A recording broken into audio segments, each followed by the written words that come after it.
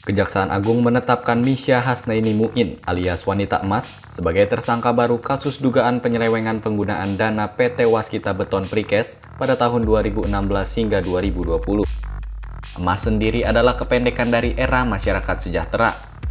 Julukan Wanita Emas ini dipakai Hasnaini untuk mencoba maju pada Pilkada Tangerang Selatan 2010.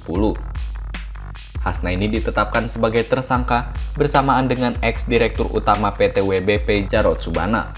Selain itu, Kejagung juga menahan tersangka seorang pensiunan karyawan BUMN PT Waskita Beton Precast bernama Kristadi Juli Haryanto. Pasca ditetapkan sebagai tersangka, wanita emas itu sempat berteriak histeris saat akan dibawa ke tempat penahanan di Rutan Salemba cabang Kejagung. Di sisi lain, Hasnaini juga dikenal dengan aktivitas bisnisnya. Ia diketahui sebagai pemilik perusahaan PT Misi Mulia Metrikal, yang salah satu bisnisnya adalah Badan Usaha Jalan Tol. Menurut laman resmi Kementerian PUPR, PT Misi Mulia Metrikal adalah bagian dari konsorsium perusahaan yang memenangi tender pengusahaan Jalan Tol Semarang-Demak.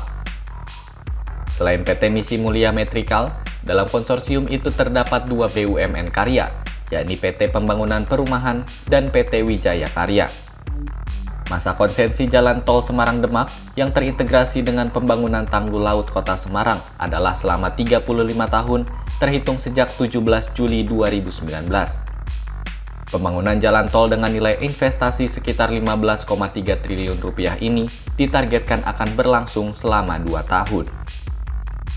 Setelah memenangi konsesi tol Semarang-Demak, ketiga perusahaan kemudian membentuk perusahaan patungan PT Pembangunan Semarang-Demak.